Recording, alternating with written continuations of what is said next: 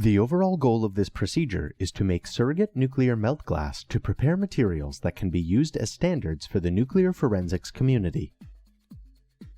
The method that you're going to see today can help answer key questions in the nuclear forensics field, such as challenges in analyzing nuclear melt glass and the effects that interfere with mass spectrometry techniques. The main disadvantage of this technique is that it cannot simulate the pressures found in nuclear weapon detonations. In the video today, you are going to see my graduate students, Andrew Giminaro and Jonathan Gill, as they demonstrate how to make a synthetic nuclear melt glass.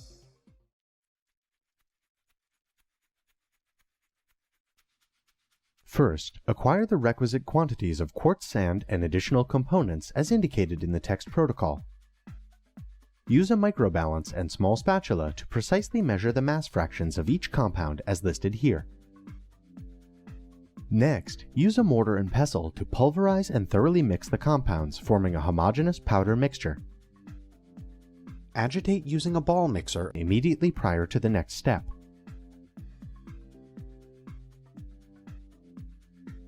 Following this, acquire a few medium-sized crystals of UNH.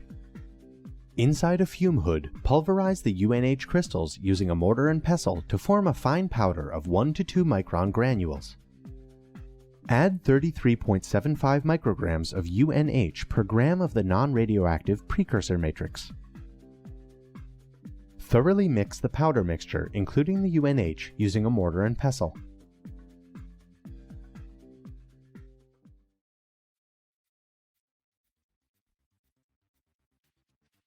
At this point, fill a thick ceramic dish, such as a mortar, with approximately 100 grams of pure quartz.